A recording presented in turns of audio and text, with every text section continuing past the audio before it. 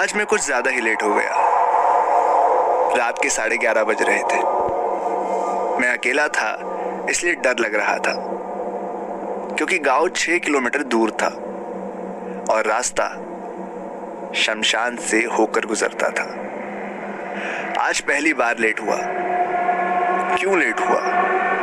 अब कभी इतना लेट नहीं होऊंगा, मन में सोचता हुआ आगे बढ़ता जा रहा था। गांव के लोगों से सुन रखा था कि उन्होंने उस शमशान में कई बार भूत और चुड़ैलों को देखा है। मैं डरते हुए आगे बढ़ता जा रहा था और मन ही मन हनुमान चालीसा का पाठ किए जा रहा था। जैसे जैसे गांव नजदीक आता, कदमों की रफ्तार और तेज हो जाती। बीच बीच में हल्की सी कीट की आवाज या सरसराहट सुनी तो दौड़ लगा लेता। इस तरह दौड़ते चलते 5 किलोमीटर का सफर तय कर लिया। रात के 12 बज रहे थे। सामने शमशान था। गांव की बिजली गुल थी तो गांव भी दिखाई न दे रहा था। मारे डर के मेरे माथे पर पसीना आने लगा और पैर थरथराने लगे। अचानक मुझे मेरे पीछे किसी के खड़े होने का एहसास हुआ। तुरंत मुड़ के देखा तो डर के मारे मेरी पैंट गीली हो गई।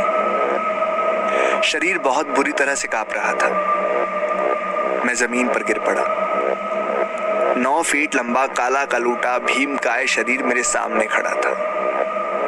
उसके चेहरे से खून टपक रहा था। आंखें लाल सुर्ख थी, दांत गंदे मैले, हाथ के नाखून बड़े हुए। शरीर से भयंकर दुर्गंध आ रही थी। उसने पूछा, कौन है तू?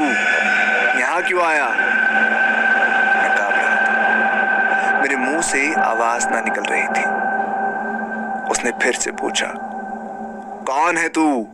यहां क्यों आया? मैंने जोर जोर से हनुमान चालीसा का पाठ शुरू कर दिया।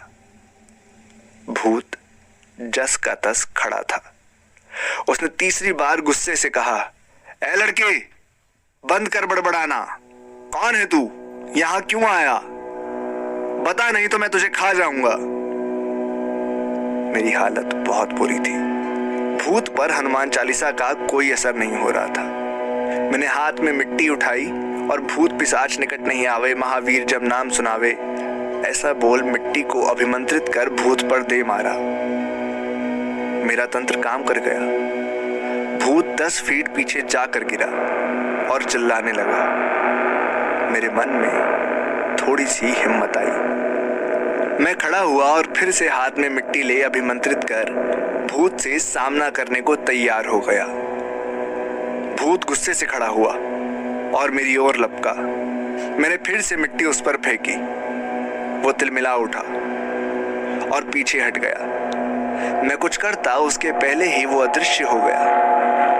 मैं घबरा गया। वो मेरे पीछे खड़ा था। उसने मुझे उठा लिया और दूर उछाल फेंका। मैं दर्द से कराहने लगा और मेरे अंग अंग जवाब दे गए। मैं एक कब्र पर गिरा था। वो भूत भारी कदमों से चलता हुआ मेरी ओर आ रहा था। उसके कदमों की आवाज से मेरा दिल बैठे जा रहा था। मेरी हालत काटो तो खून नहीं जैसी हो गई थी। वो मेरे सामने आ खड़ा हुआ और फिर से उठा और जोर से कब्र पर पटका। मैं कब्र में आधा धंस गया था। कब्र में धंसे आधे शरीर का मुझे एहसास ही नहीं हो रहा था। कब्र में मुझे अजीब सी हलचल महसूस हुई। ऐसा लगा जैसे कोई मेरे पैरों की उंगलियां तोड़ रहा है और जांघों पर कुछ रेंग रहा हो। मैं कांप उठा। जोरदार चीख के साथ पूरे जोर से उछलने की कोशिश की, मगर नाकाम रहा। मेरे निचले शरीर में हलचल बढ़ गई। मैंने हनुमान जी का नाम ले पूरी ताकत से उछाला और कब्र से बाहर निकल आया, परंतु मेरे पैर के साथ कुछ कीड़े और जंतु बाहर आ गए थे। मैंने हाथों से उन्हें हटाया। वे जीभ फिर से मेरी ओर लपके। उससे पहले मैंने उन्हें पत्थर और लकड़ी से मारना शुरू कर दिया। पर ये क्या, मैं हवा में उठने लगा। किसी ने मुझे उठा लिया था। वो भीमकाय भूत मुझे हाथों में उठाए घूर रहा था। उसने आओ देखा ना ताओ और मुझे हड्डियों के ढेर पर फेंक दिया। मैं बुरी तरह से घायल था। ऐसे लगा मानो मेरी मौत निश्चित है। वो भूत मेरी ओर बढ़ ही रहा था। उसके हाथ में तलवार थी, शायद वो मुझे काट कर खाना चाहता था। मैंने अपने बचाव के लिए एक हड्डी उठा के हनुमान जी का नाम लिया और उस पर फेंकी। हड्डी सीधे उसकी बाईं आंख पर लगी। उसकी आंख से खून बहने लगा। मैंने तुरंत दूसरी हड्डी उठाई और उस पर जोर से मारी, जो कि उसके पैर में जा लगी। भूत के पैर की हड्डी चटक गई। वो तड़प उठा। मैं हिम्मत कर उठा और एक बड़ी सी हड्डी लेकर उसको मारने को दौड़ा।